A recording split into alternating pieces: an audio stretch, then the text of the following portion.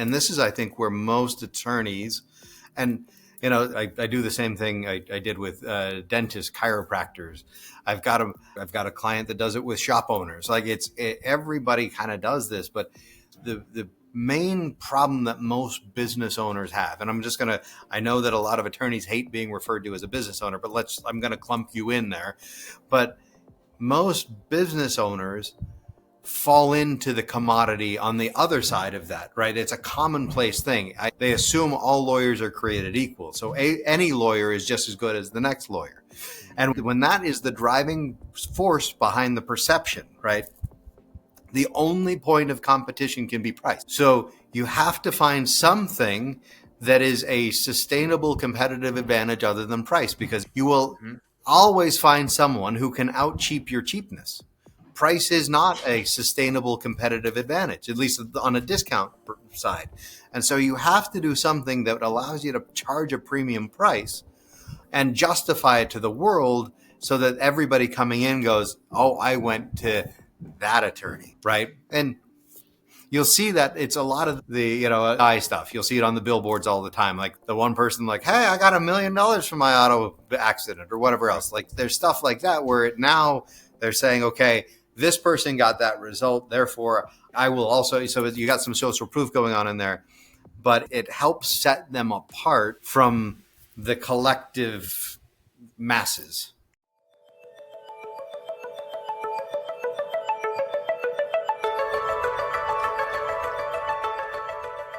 Hey, law firm owners, welcome to the Your Practice Mastered podcast. We're your hosts. I'm MPS. Hey, and I'm Richard James. Excited to be here, MPS. Michael, we've got a pretty cool guest today, somebody we both know really well and has been part of our world, part of our family, and we consider friends for a while. You want to introduce him?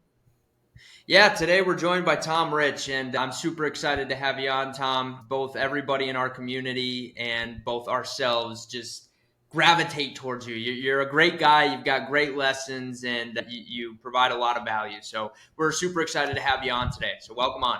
I'm super stoked as well. This has been, when I got the invite, I was absolutely willing to jump on. Love you guys. So this is going to be a fun conversation today. Yeah, real quick, for those of you that are listening, right? So you're the attorney who owns a law firm and you're listening to this, or maybe you're an attorney who's trying to own a law firm or thinking about owning a law firm, whatever, wherever you are, you should know that, in our program, we've been around for 15-ish years, and Tom has come into the picture pretty early on in that story.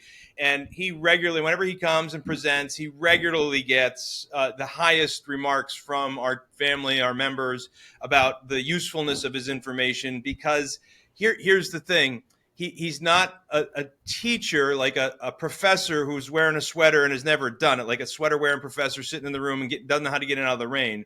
He lives this stuff each and every day in his own businesses, and he owns local brick and mortar like business that he can draw this information from, as well as other investments that he has too. So I just hang on. Like, this is a power-packed session we're going to have today. We're going to hear about his journey, and I'm sure we're going to draw out some nuggets along the way. Michael, I'll pass it back to you. Yeah, and I just want to give the heads up that although Tom is not a law firm owner, man, is he well practiced and versed in the world of business. And so today, the law firm owners that are listening, we're going to draw some lessons and pull them together to law, but we want you to take this stuff open-minded with business. Right? This is business. You're running a business and you're selling legal services. So that's what the preface of today's episode is going to be. But Tom, why don't you start with maybe something that not everybody knows about you? Oh man, not everybody knows about me. From about the ages of, 21 to 25, I spent most of my nights in improv comedy. I didn't know that about you. I didn't know that. Yeah. That's great. It didn't pay very well, but it was fun. Oh, it's funny. I've always thought about, never to pull the trigger, always thought about doing improv comedy to improve my presentation skills. You have to. Absolutely. I will tell you, hands down, it is the single greatest gift in terms of being able to think on the fly and able to react to whatever. The notion of, and there's a big rule in improv comedy that says everything is yes and. You can't say no on stage. Right. And so you've got to embrace everything that comes across. You can't ever play direct to the joke. It's the situations that are funny. It's spectacular. And so when you're looking to be in front of an audience, improv comedy training is absolutely, if anybody has a chance to do it, strongly recommend it. That's just great. because of how comfortable it makes you. Yeah. Well, because it makes you very uncomfortable in the moments you're there. Well, the people who are most successful in life do that which is uncomfortable until it becomes comfortable. Ain't that the truth? That's a good point. I see where the quick wits come now, Tom. I mean, it makes sense now. The improv. Yeah, we just thought you were raised on the East Coast like we were. No, some of us need to be trained. It's just beaten into us. Yeah, I get it. That's good. That's definitely something that probably not everyone knows. I certainly didn't know. So thank you for sharing that. That's really cool. Absolutely. Why don't you give them the broad strokes? Talk a little bit about your entrepreneurial journey. So my dad was in marketing. He started off in Procter & Gamble, went to Polaroid, Frito-Lay, just kept getting better and better jobs, moving us from all over the country. I moved, I think, throughout my life about 26 times. It was like every couple of years, we pack up and we go. It was like we were running from the law. But it's, hey, kids, come on, let's go. No, leave the stuff. Let's go. But no, I'm sorry about the background noise. I've got some construction going on, so I don't know. No, that's noise of success, my friend. That's Perfect. the noise of success. Well, I think it's just successful. I got them here today, so that's a good thing. So anyway, I've always kind of been drawn to marketing, drawn to sales, and have been paying attention throughout my life as to why people do certain things. I've always been fascinated with how do you convince people to do something. Anything, through persuasion, manipulation, whatever, however it exists on that spectrum. It's always been a point of fascination for me. So as I went through undergrad, I started off at University of Wisconsin, transferred to the University of Utah because I had a better Chinese program. I obviously don't do an awful lot in Chinese anymore, sadly. I wish I did. Went after that, went to work for American Express as a financial analyst. Was a crazy stint. I decided that was as much fun as that was. I needed to go on to grad school. Went to Thunderbird. When I went to Thunderbird, you either entered bilingual or left bilingual. I was able to test out of all of my class, all of my Chinese language requirements, which was awesome. Then fast forward, we get to my introduction into the real world. After American Express, there was a good business, but then I jumped into a startup called Lovesack. We made giant beanbags. Now you see their ads everywhere, Sactionals. And I was there during the invention of the Sactional. And that was a kind of a really fun time to be there. I helped take them from about a dozen stores to 85 stores plus 5 international. And then I got recruited away. And I've just been focusing more and more on my life on sales and business growth, business development. And it's been a phenomenal time. I started as a consultant just after 2010.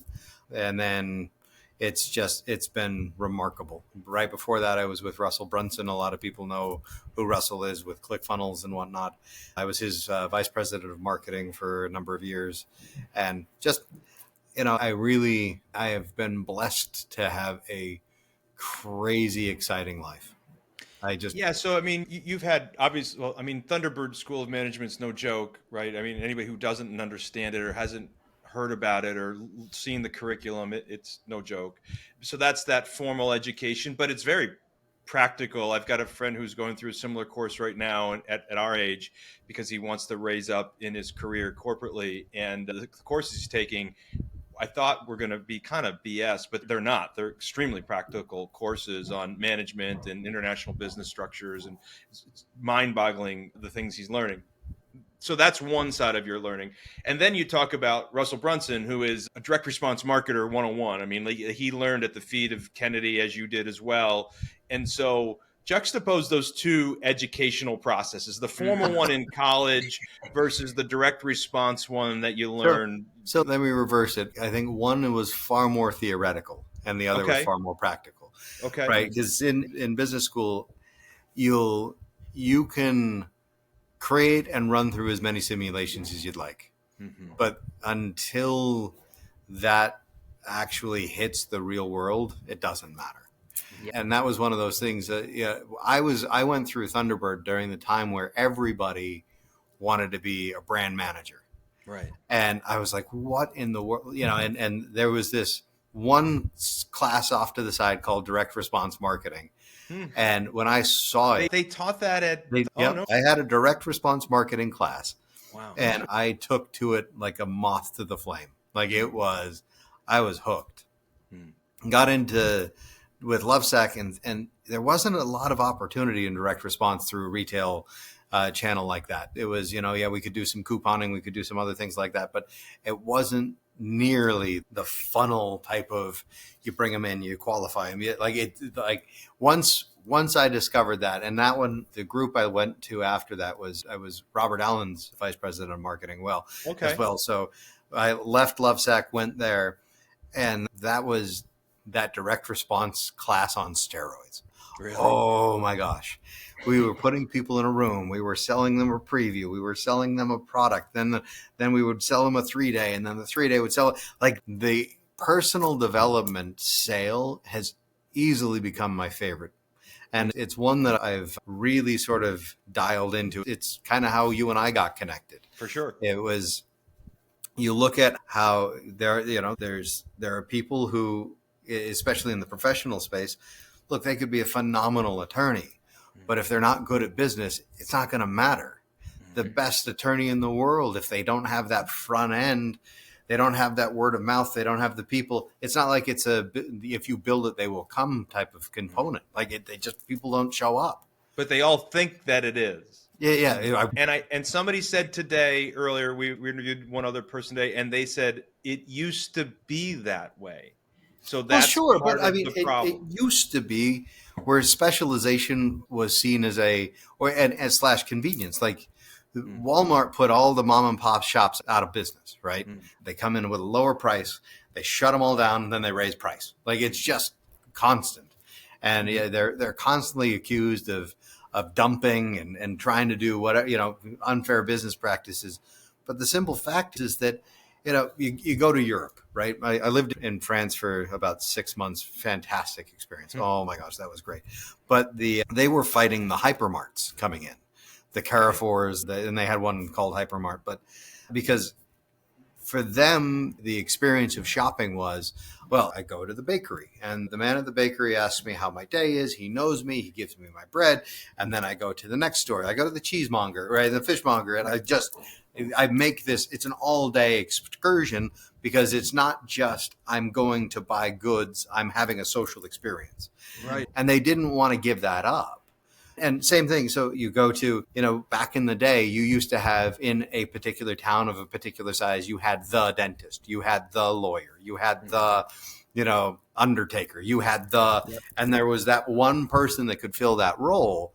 Well, unfortunately, because we've grown and mass marketing has become more and more, there are more people trying to fill the positioning mentally in people's heads. And so you used to be able to get away with that because you were the lawyer. And now you're not the lawyer anymore. You're a lawyer. And that's the real driver in the change of that business model. By the way, I don't know if I would have done so well in France because I prefer Instacart. So I don't want to see another human being. As a matter of fact, my wife has a rule. When she goes to the grocery store, her rule is don't make eye contact with anybody and get through the aisle as quickly as you can. And you must go in a very specific order. And you only get to use one of these 3 aisles to check out because they're the fastest. So we have a system to go to the grocery store so we don't speak to another human in the entire time we're there. And I think that comes on the back end of we were the undertaker in town, right? So we own funeral homes. And when we used to go to the grocery store, you had to actually dress up. Like you wore a suit and she wore a nice pantsuit because you knew everybody in the store and it was going to take you 3 hours to go grocery shopping because everybody knew you. So we so fried and crispy from that. Both of us hate grocery store shopping. So I don't know how well we would do in France.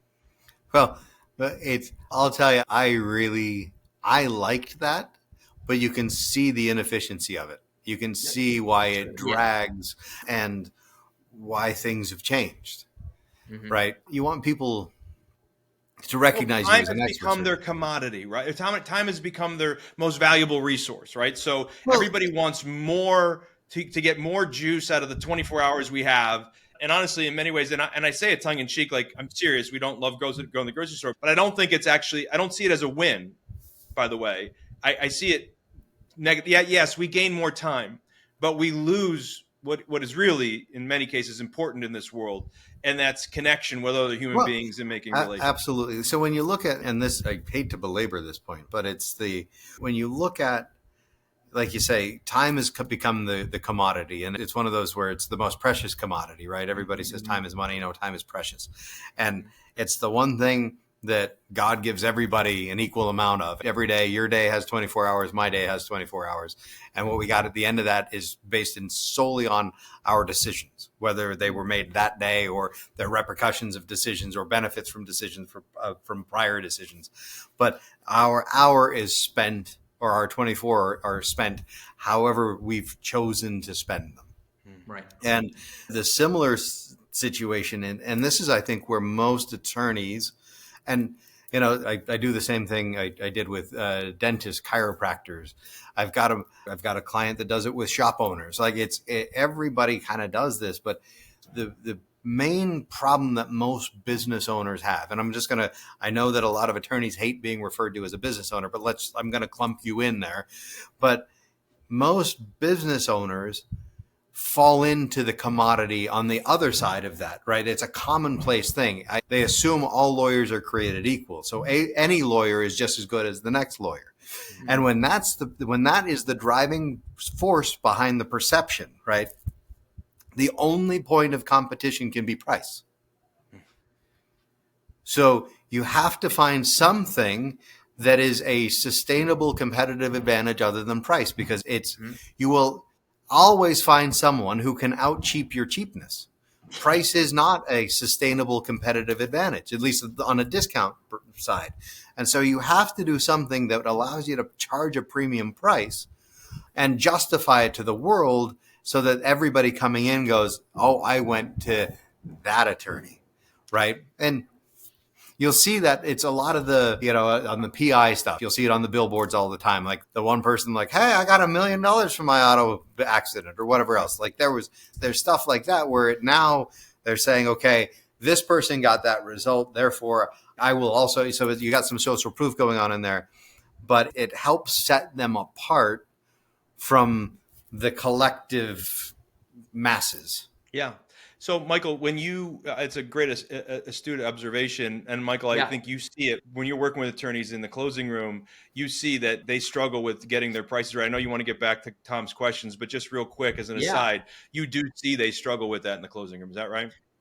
Yeah. I mean, look, they struggle because they believe that if they raise their fees, they will either not get as many people to retain the firm, or they think that they'll all disappear and nobody's going to retain the firm. And I would tell you it has mainly everything to do with the sales process you have in place and the ability to convey the value in which you need to convey. And so to Tom's point, I mean, in a commodity-based market, you're racing to the bottom on price, and that's not going to do anybody any good.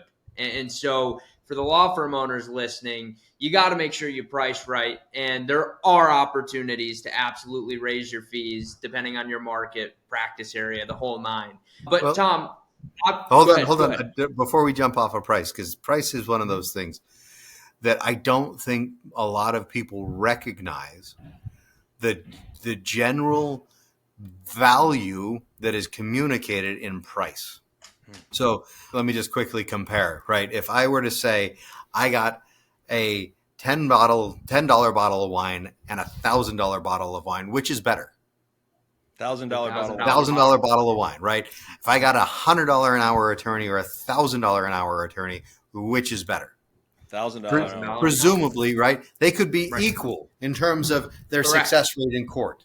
But one charges a much, much higher rate. And so just by virtue of communicating the price, you put yourself in a performance expectation or that echelon, you raise the bar. Now, the other thing is, And this is where I think that most attorneys that I've spoken with throughout the years with your retreats, and they are fantastic. It is such a good thing. If you have an opportunity, you need to be there.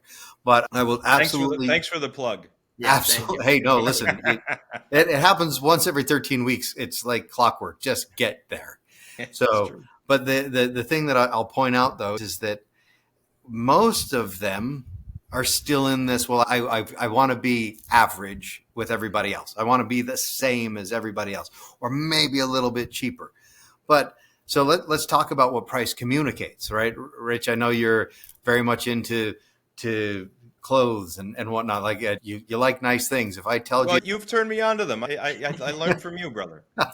Well, if I told you that, hey, listen, I'm going to hook you up Holland and Sherry, fabric, beautiful stuff. Like we get you a custom made suit. That's going to be a $3,500 suit. I tell you, it can be yours for $100. What is your question? There's only one thing that comes to mind. How? What's wrong with it? What's going on? Like, did it fall off a truck? And so we're immediately interjecting objections that shouldn't have to be there.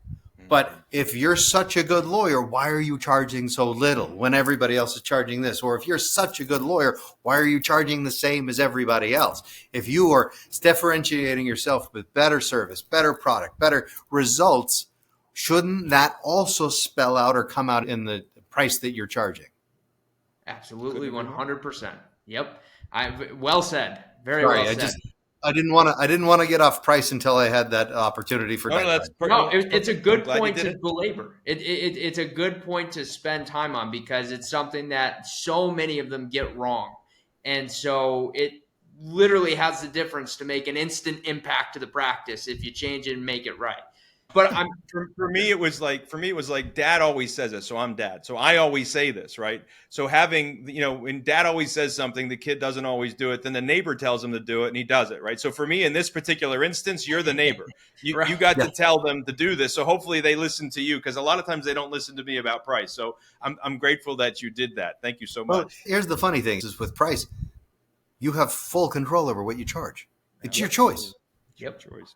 You want to pick a low number? Congratulations. It usually, by the way, and it happens on most business owners subconsciously, especially in the service industry, that they subconsciously communicate what they think they're worth.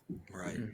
And so, listen, we have to charge for the problem that we're solving in somebody's life. Mm-hmm.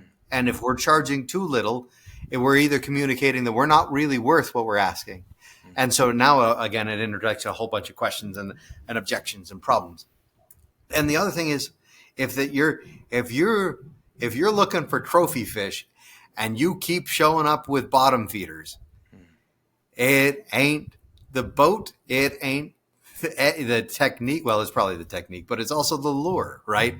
If you're getting catfish and you're going for sailfish, you got problems. That's correct. Yeah, that's correct. You're spot on. And so now, but also if you charge more, you can serve better because you don't need to get so many. And I will tell you, hands down, listen, if I had to choose between 10 $5,000 buyers, right, or one $50,000 buyer, I'll take the $50,000 buyer every time. They complain less. They do what there's a certain level of expectation. Like I talk to a lot of your attorneys. It's like, I can't get people to give me their paperwork. Well, that's because of the people you're picking up. If they see no individual responsibility for what they're bringing to the table, right? Well, you're just going to pull off a miracle and get me out of jail. Well, yes, I can do that, but you got to do your part. Well, I didn't know I had needed to do anything. I'll tell you, it is easier to take somebody from good to great than it is from bad to good. Yes. That is a very true statement. That is a very true statement. Tom, obviously you got a lot of fun and good and excellent stories on this journey of yours. Have you had one pivotal down moment? And if so, what'd you take from it? So, great question. I remember probably the low point of my career was, ironically enough, at Lovesac. And it was one of those moments where I speak Chinese. The owner also spoke Chinese. He is Sean Nelson, really smart guy. We were constantly fighting. Constantly. It was like, well, why don't you understand what I'm telling you? I kind of have the education. I kind of have the training. You got to just trust me from time to time. And just feeling beyond frustrated. And at this time, like I said, we were setting up. I took them from a dozen stores to 85 plus 5. And then I was on the road nonstop almost all the time. And I remember walking by one of the Hudson News kind of thing, like it's the bookstores. Right. And they had this book QBQ in the front. And it was the question beyond the question or behind the question. I can't remember what the B stands for. It doesn't matter. The book is QBQ. And it's such a short little book. Like you can finish it on a flight. That book transformed the trajectory of my career. I remember pulling that up and going, oh my gosh, because it was one of those where it was just focus on taking responsibility. Don't ask defeating questions. Defeating questions usually start off with who, why, how. Whose responsibility is it to train me? Well, it's nobody's responsibility. Why does this keep happening to me? Well, it's the what do I need to do and how can I fix the situation right now? Like it's empowering questions. And as soon as you start asking that, your brain starts proactively identifying levers you can move, buttons you can push, that if you continue to subsist in a victim-based mentality, then, they won't let me do my job. All the woes that go on. I think if I had to look at one pivotal moment, it was that. And then secondarily, deciding to start a consulting company. That's interesting. It's funny. I never read that QBQ. I just looked it up. It's John Miller. Great book. I will. That's on my list. It's happening. And strangely enough, Prime is offering it for $0. So I got it. Oh. But so I find it interesting that in many entrepreneurial journeys, there usually are pivotal moments like that, right? And there is a book or a mentor or something that you heard. And I didn't know that about you, and I love that you shared that. Thank you. Yeah. No, thank you. This is the getting to know Tom hour. I love it. Yeah. Well, that's what it's all about. This is confession that I'm willing to share. I love it. That's right. Confessions you're willing to share. So be the new name. Yeah. Secret. Yeah. No, nobody will listen. We'll have two guests. So you pivoted into coaching, and so I'm curious. You've been around our world. So we obviously identified price. We identified maybe finding the wrong client. You work in a lot of industries, as you said, chiros, dentists, mechanics, shop owners. You personally own home health care, hospice unit, or mobile hospice. Is that it's home to home hospice, correct? Yeah, it's home hospice. We go to where the patient is. Right. And so my point is you have very diverse background, and then I drop you in the middle of working with lawyers over the last, 10 years ish. And so my question to you is, now that you've been around them and observed them, what do you think is the biggest difference between the way they view their businesses and maybe everybody else views theirs? Is the answer there is none? Everybody's the same? Is there a major difference in you see as you work with lawyers and talk to lawyers? What's the one thing you could give them as an observation that you can go, this is what I notice, and if you could you may be able to make a little paradigm shift. Is there anything like that? So there are a couple of things. So first off, I think a lot of the attorneys have succumbed to the idea, or they've basically capitulated the point that they are in the commodity business. Mm-hmm. And I think as a result of that, you look at the points of differentiation they make. Well, we're better at customer service. Well, every freaking law firm can make the same stupid claim, even if they're terrible at customer service. And so the points of differentiation don't necessarily align with the more important value props of the customer. So I don't think there's a lot of deep understanding of who the customer is. Yeah. And then once you have that, now you know how to go and differentiate yourself from everybody else in the space. And that differentiation by itself will help justify a higher price. Like it's all of this thing that you keep staying in this cage that you've built. And it's almost like I said, why don't they listen to me? I'm so much smarter. I'm such a good attorney. Well, get outside of you built the damn thing. You know where the lock is. You know where the key is. Open it up and get out. You got to stop living in the box. Right. Everything else, everything awesome is outside of the box.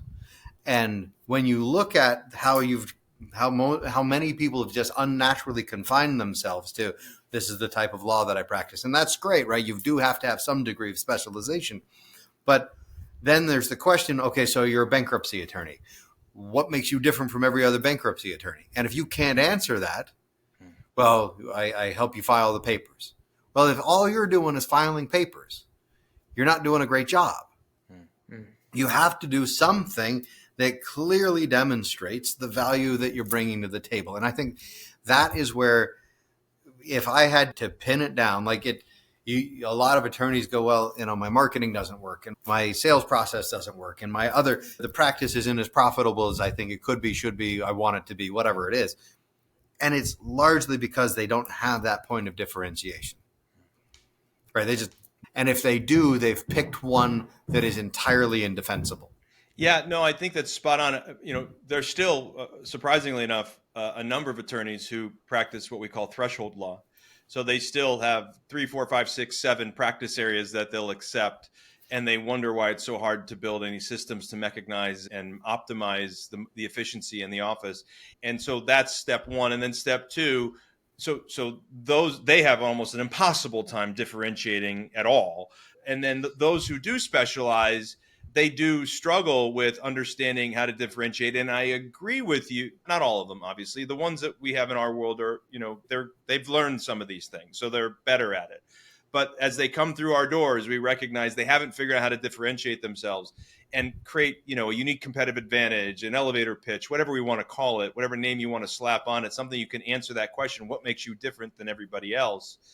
But the way that they do that is not by just coming up with a great marketing slogan. To your point, it's by clearly understanding who their client is and the pain points they're going through and being able to build a pitch that communicates clearly how you serve their needs. And so that's and that ties into copywriting and sales script writing and all that stuff that they were never taught, and they were never taught. And so we know they're in our world and they're listening, but let's take them outside of our world for a second. And if you were going to give one of them advice as to where to start to learn this stuff, where would you point them besides us? I appreciate that you might say us, but besides us, where would you point them? Absolutely you. I mean, and I know you put the qualifier beside you, but there aren't many people in this world that look at the practice of law the same way you do.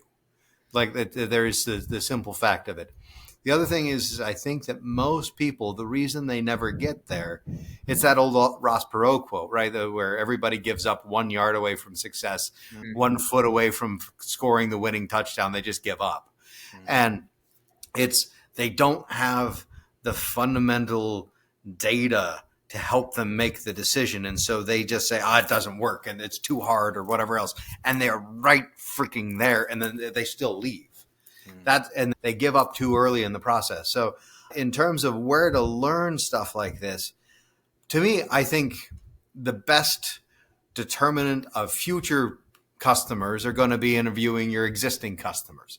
Why'd you pick me? How'd you find me? What were you looking for? What are the things that you want? And I would sit down, and every prospect that ever sits in front of you in that closing room, what are you looking for in an attorney? Why does it matter? And the more that you can take that, massage it, feed it back to them in exactly the same way, the order, the preference, you can now justify a higher price because you have now just given them exactly what they're looking for. Such a great point. Such a great point. Leverage the relationship you already have with your existing prospects and clients and find out the answers directly from them. What a great point.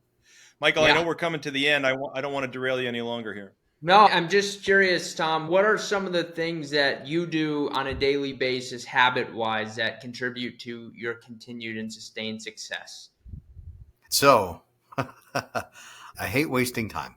Now that says, it's not that I don't enjoy the quiet moments or whatever else. I'm terrible at vacation.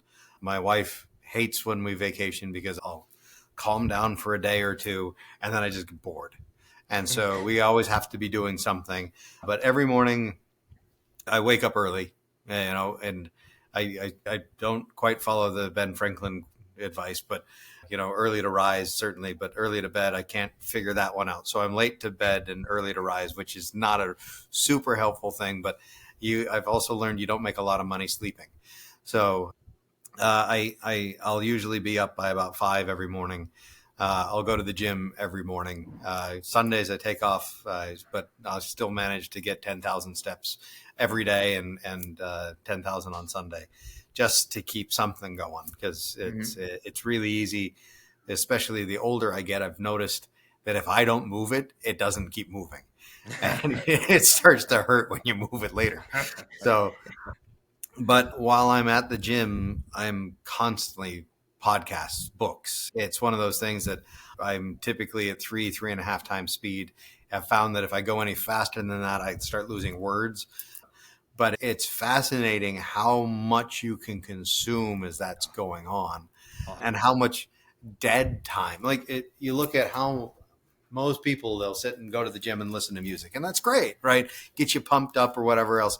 But I would sacrifice, if that's what's required to get me to 100%, I'm still working out. I'm still getting maybe a 90% workout. I'll sacrifice the 10% to multitask. The idea of multitasking is often hard for a lot of people, and it's very seldom does it work out well, right? And if you don't believe me, take a sleeping pill and a laxative at the same time, and just see what.